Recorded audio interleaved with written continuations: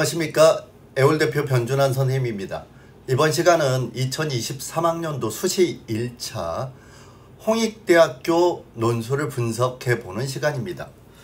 자, 2023학년도 수시 1차 대학교 중에서 홍익대학교입니다. 홍익대학교는 수능 최저학력 기준이 설정되어 있는데요. 인문계열은 세개 영역의 등급 합이 7 이내고 한국사는 반드시 4등급 이내에 들어와야 됩니다. 그러니까 사탐을 1등급 맞았다면 국영수에서 33 이렇게 돼도 331 이렇게 돼도 충족할 수 있죠. 탐구가 제일 잘한 게 2등급이다. 그러면 여러분들 뭐 국영수에서 2, 3, 2 이렇게 나와도 충족할 수 있겠다. 다만 한국사는 반드시 4등급 이내에 들어와야 되고요. 탐구 영역은 최상의 한 과목만을 반영하니까 그 점 유의하시면 될 것 같습니다.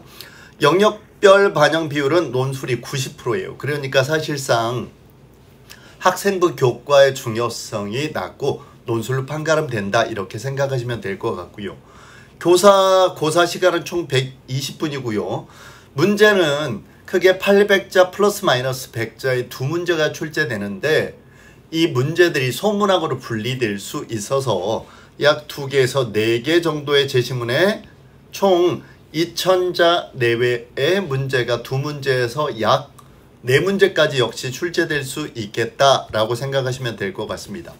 시험 시간은 인문사회 계열은 10월 9일 일요일에 시험을 보게 되는데요. 이날 같이 시험을 보는 대학교가 가톨릭대가 있죠.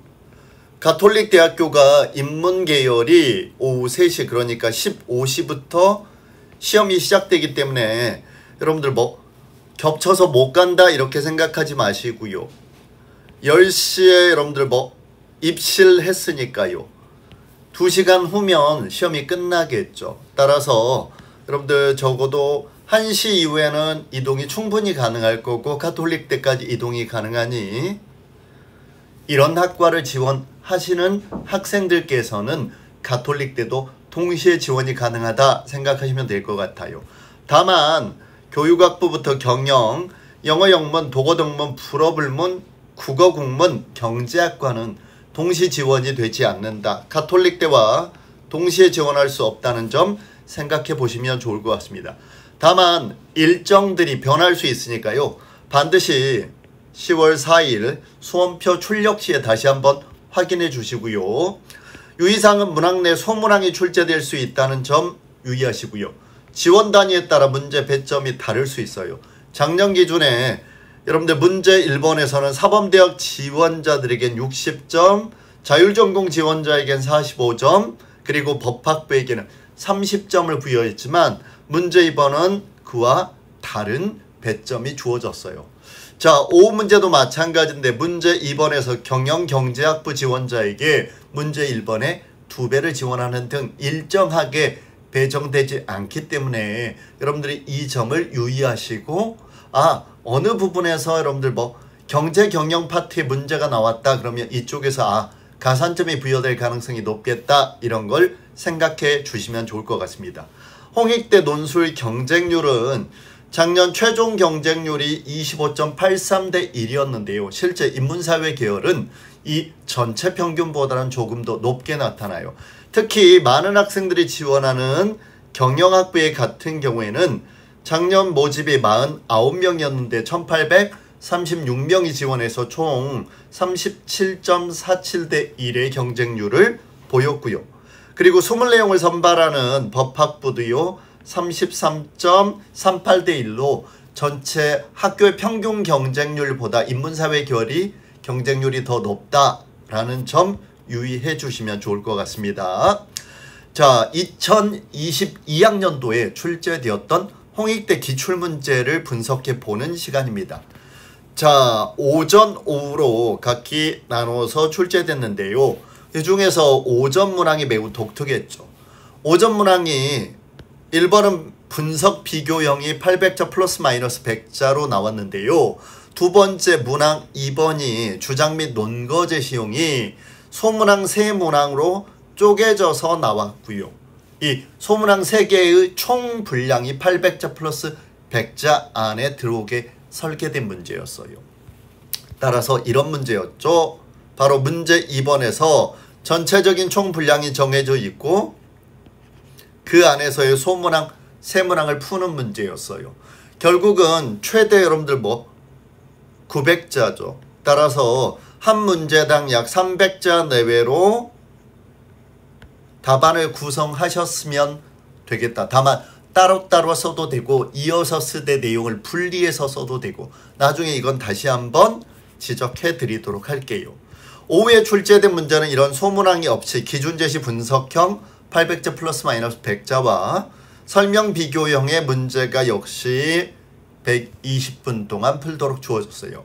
홍익 때는 논제 유형이 고정돼 있지 않고 해마다 출제 유형이 조금씩 바뀌기 때문에 전체적인 논술 실력을 끌어올리는 것이 매우 중요하겠다라는 점 잊지 마시고요.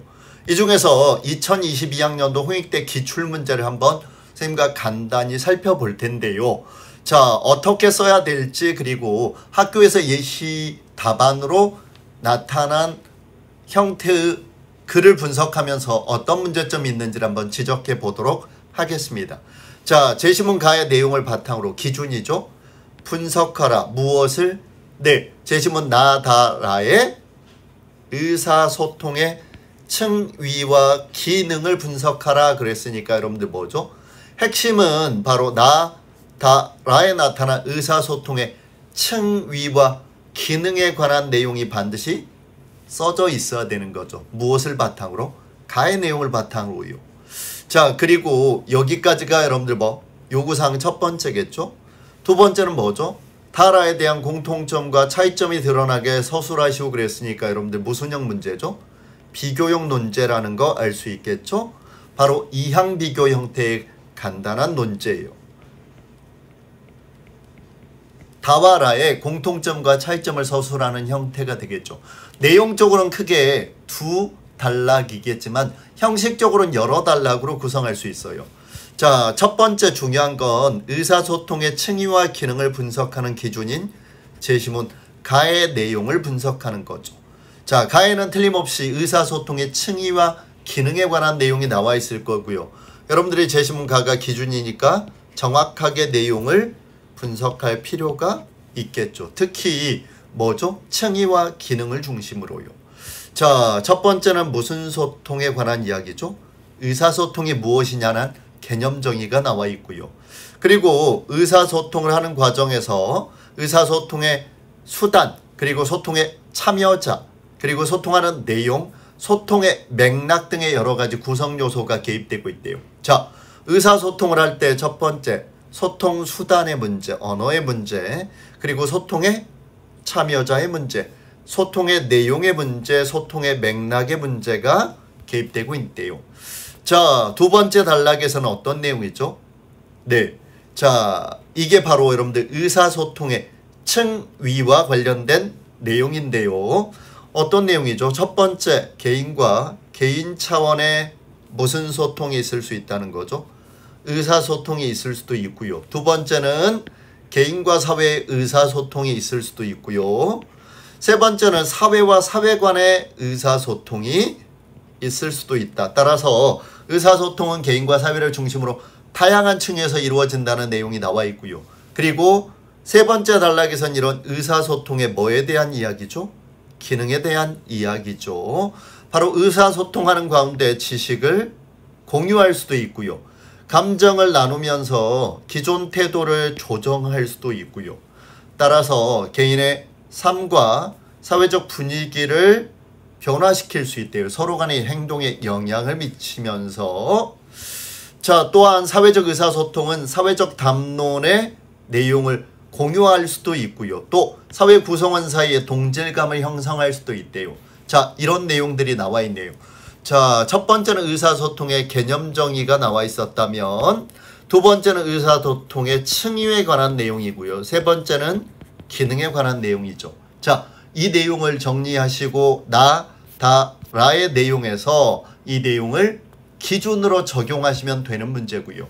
그리고 나서 제시문 다와 라의 공통점과 무슨 점을 차이점을 찾는 문제죠. 다만 대학에서 예시 답안으로 나타난 글의 내용은 구조가 별로 좋지 않아서 수정할 필요가 있어요. 첫 번째, 기준인 제시문 가의 내용이 조금 더 상세화될 필요성이 있을 것 같아요.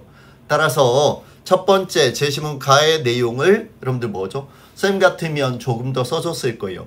여기서 보면 의사소통의 구성요소와 층위 기능에 대해서 설명한다 밖에 없죠. 적용할 내용이 거의 없단 말이에요. 따라서 의사소통의 개념, 구성요소, 층위, 즉 가에 나타난 내용, 나에 나타난 내용, 다에 나타난 내용을 좀 더 상세하게 서술할 필요가 있어요. 선생님 같으면 이 내용을 먼저 한 단락 정도로 또는 구성을 했을 거예요. 그리고 나서 어떻게 하죠? 네, 제시문 나, 그리고 제시문 다, 그리고 제시문 라에 적용을 시켰을 거예요. 굳이 묶는다면 이 내용을 한 단락으로 묶거나 아니면 각각 구성할 수도 있겠죠. 자, 그리고 나서 다와 라의 비교 내용, 즉 공통점과 무슨 점을 제시하면 되죠? 차이점. 딱 여기까지는 공통점, 그러나 뒤에는 무슨 점이죠? 차이점. 자, 어렵지 않지만 대학 예시 답안에서 약간의 문제점이 있기 때문에 그 부분만 수정하면 더 좋은 정답을 만들어낼 수 있겠다. 두 번째 문제는 뭐죠? 네, 마에 나타난 서로 다른 정의관을 바탕으로, 즉 기준이 주어지고요. 기준을 각각의 문제에 적용하는 문제예요. 기준 제시 내용을 각각의 소문항에 적용해서 서술하는 문제라는 점 잊어버리지 마시고요. 따라서 제시문 말을 보면 어떤 내용인지를 분석해야 되는데 바로 정의관에 관한 내용이죠. 자, 정의를 개인의 자유와 관련해서 연결한다 그러면 자유주의적 정의관, 이런 거 워낙 많이 나왔으니까요. 또한 정의를 공동체적 가치와 연관지어 바라본다 라고 되어 있으니까 이건 공동체적 정의관 이렇게 하시면 되겠죠. 일반적으로 논술에서 많이 나오는 내용들이고요. 다른 대학에서도 이용했던 기준들이라서 여러분들 쉽게 파악할 수 있을 거예요. 이런 내용들을 각각의 사례에 적용해서 그런 내용들이 과연 자유주의 또는 공동체주의의 각각의 정의관에 부합하는지, 어떤 점이 부합하는지 그 근거 또는 한 가지 관점을 선택해서 정당화시키라는 소문항들이 나와 있어요. 자, 첫 번째 소문항은 뭐죠? 바에 나타난 저작권 보호와 공유의 각각의 입장을 지지하는 논거를 모두 쓰는 문제죠. 따라서 이 내용은 짧지 않고 조금 길게 써야 될 거예요. 따라서 150자 두 가지 단락으로 나눠서 또는 200자 정도의 글로 이렇게 400자 내외로 쓸 수도 있겠죠. 왜냐하면 둘 다 써야 되니까요. 자, 저작권 보호를 해야 된다. 이건 뭘 의미하는 거죠? 개인의 자유와 권리를 강조하는 거니까 이건 바로 자유주의의 정의관의 관점이겠죠. 저작권을 공유하자라는 건 뭐죠?